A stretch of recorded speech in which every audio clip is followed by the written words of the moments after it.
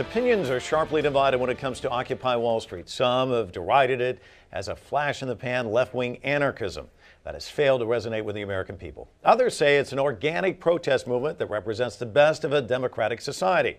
Joining us from New York now to discuss this is American investment consultant Peter Schiff. He also heads Euro Pacific Capital, a Wall Street brokerage firm. And with us here in the studio is Democratic media analyst Ryan Clayton. He's also the founder of 100 Proof Politics, a political news and blog website. Welcome both to the show. Let me start with you, Ryan. Occupy Wall Street coined this phrase, "We are the 99%, basically separating almost all Americans from the very rich, the very wealthy.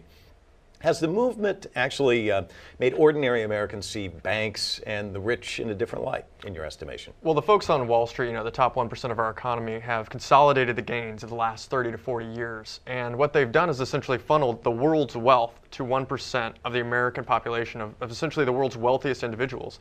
Unfortunately, that's the culmination of this radical right-wing social experiment known as trickle-down economics. It just doesn't work. You can't give all the money to the top and have it trickle down. That is a broken theory. It's a failure, and George W. Bush proved that when he gave all these tax cuts to the rich. And what did we get? We got a failure of an economy, and we almost had a 21st century Great Depression, And then that was only amplified by the politics of the Tea Party, which made it even worse by throwing our system into a default crisis and threatening to shut down the government. This isn't the things we need to be doing. We need to be creating jobs in this country, and that's going to come from creating purchasing power in the middle class. Well, let me give Peter a chance to jump in here because he's smiling quite a bit.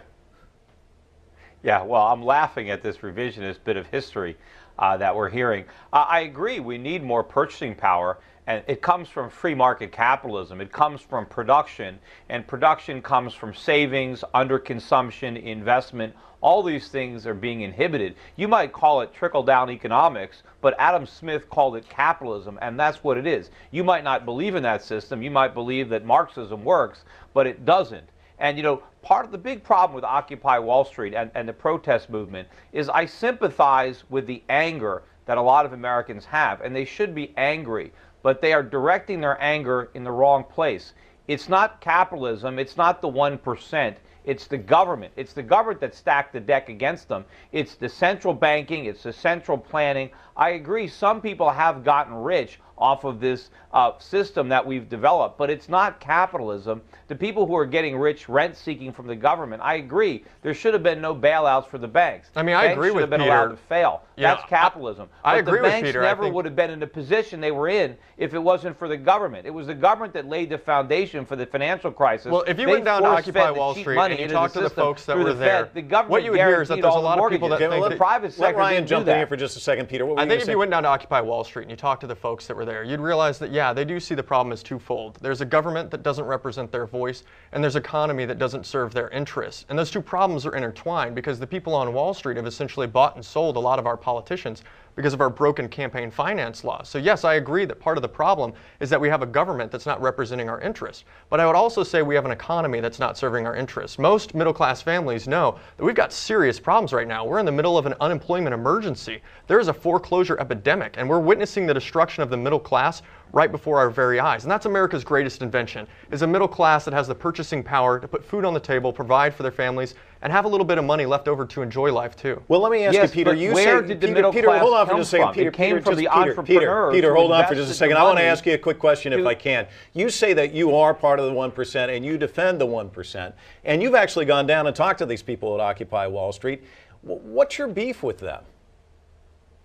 Well, as I said, my beef is that they don't understand the root of the problem, and it's government. We need more freedom. If we have more freedom, then we're going to have more jobs, and we'll have productive jobs. The reason that there's so much unemployment in America right now is because the government has artificially driven up the cost of labor. And so labor is unemployed because it's too expensive. But Peter, part of it, too, is that the rich are sitting on the money and they're not actually hiring people, too. I mean, that really is a given. If giving all the money of the world's wealthiest individuals was going to solve our problems, if trickle-down economics worked, then we'd be swimming in jobs right now. But that is just not the case. We're in an unemployment emergency that has been caused by a financial crisis on Wall Street that happened because people there essentially robbed the pensions of this country. They robbed the baby boomers of this country. They've stolen the money that people invested in the stock market, and they still have that money. And I think what's got to happen is we've got to create jobs in this country. We have to make sure that everybody has the... How do you create jobs? You put people back to work through government programs or through the private sector. Either way, you have to create jobs. No, and when no. you do that, But what's if going to the happen is people are government- going to take small money. You asked a Where- question, let me excuse answer me. it. You asked a question, let me answer it. Where is the What you're government going to do is get you're going the to money to hire people? You're going to take that money, you're going to hire people. Those people are going to go spend it in small businesses throughout their communities, But where right? is the money and gonna because come there's from to pay demand in their the salaries? economy, because there's demand in the No, there's economy, not. you have to Okay, create let's let Peter create jump in. products. Demand is infinite. When you You create need those supply. products, you have to hire Look- people to produce those products, and that is what creates jobs. Okay, let me- Demand in the economy No, is what's going to where's the create capital gonna come jobs. from? Now, And hold what on, are we the gotta get government There is no Peter's going to supply do? side Every solution to time this you problem. hire Hold on, Ryan. somebody Peter, in just the go ahead. government, Supply you side destroy solution the to this productivity problem. of the economy. Peter, I'm sorry. Can you go again?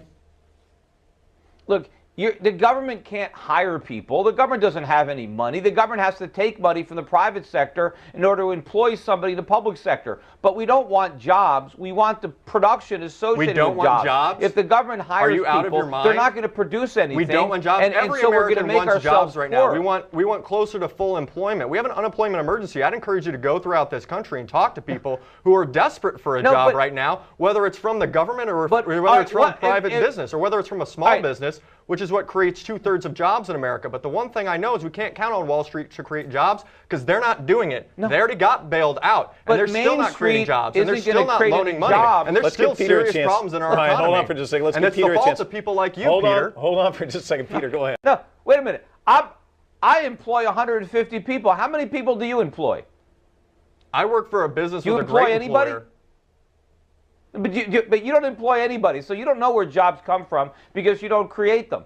And I can tell you You that create I jobs create by stealing jobs money off to make Wall a Street? profit By for stealing money out of myself. pension funds? Is that how you create jobs? Because a burglar is a no, job I- too. I don't Is steal that money the job from you anybody. have? But- by speculating on No, the no, I stock create market and actual driving up the jobs. prices of But- commodities throughout the world so people Ryan, starve? hold Is on that for how you let- create jobs, Ryan, Peter? Ryan, hold on for just a second. I want Peter to get a chance.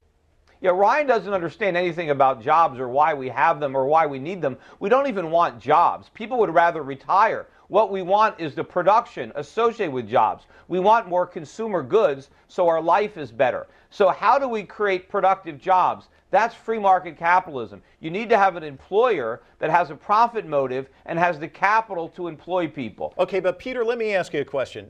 There's also no shortage of people in poverty here in the United States. We went through the stats, 46 million people living in poverty in the United States.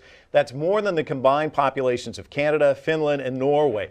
Isn't there something wrong with a system where there's that many people poor in this country while the wealthy are doing just fine right now? Well, first of all, poverty is always relative, so you have to look at poor people relative to, poor people in America could be, well off by other standards. But I agree, the country is getting poorer because the government is getting bigger. We no longer have the vibrant free market economy that we used to have, where we have limited government and maximum freedom and maximum economic growth. It's the government that is starving the middle class. It's the government that's impoverishing everybody. Let me give Ryan a chance to talk about this figure too. 46 million Americans in poverty. As I said, much larger than if you combine the populations of Canada, Finland, and Norway.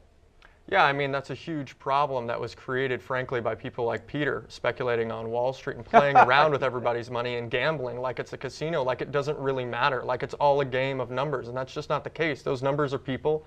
Those people are hurting right now throughout America. There's millions of people without jobs. There's millions of people who can't afford to pay the mortgage. Hire them. There's millions hire of people. somebody. Go There's create millions some of jobs. people out there hire some who people. See can't how put easy it food is. on the table because of people like Peter who speculate on the stock market, drive up the people cost like of goods, me- to drive up. You're not hiring anybody. let me bring it back. You haven't written one paycheck. Okay, Peter, let's bring it back to the original somebody. premise. And the Create some premise jobs. is Occupy Wall Street. A year later, Peter, what do you think it's done? Has it created a conversation, a debate in this country?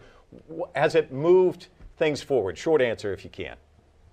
No, I mean, nothing has changed. Look at Ben Bernanke with QE3. What is the goal of QE3? The Fed is trying to artificially stimulate the housing market by lowering mortgage rates so we can go deeper into debt, so we can spend more money. The government is repeating all the mistakes that inflated the housing bubble, that led to the financial crisis, that caused the protest on Wall Street in the first place. So we've done nothing. We're embracing the same socialistic central banking policies that almost destroyed the economy before. power, but next time it's not going to be almost. We're going to have complete destruction.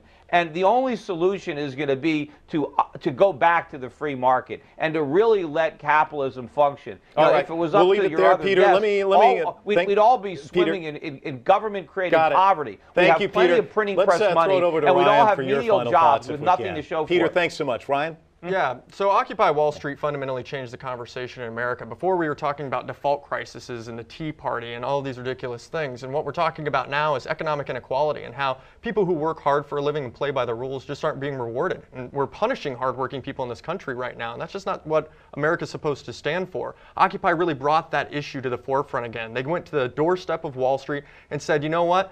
I've got a great education, I played by all the rules, I want a good job too, and I want to be able to create a family in the greatest country on earth. But the problem is that there's a certain amount of people who have decoupled productivity from economic gains. They've decoupled wages from the productivity of this country. So while people on Wall Street are making millions and billions, there's people in the middle class in middle America who are not making the money that they used to make, even working the same job. And what we've got to do is fix that problem. We've got to say, if you work hard for a living, then you should get a fair wage for a hard day's work. We're going to have to leave it I there. agree, but if we're going to have this Peter, massive thanks. government, Ryan, then thank it's you never very gonna much. happen. If We've we run want out of the middle time. I wish class we to could come talk back, further, but we we've can't. gotta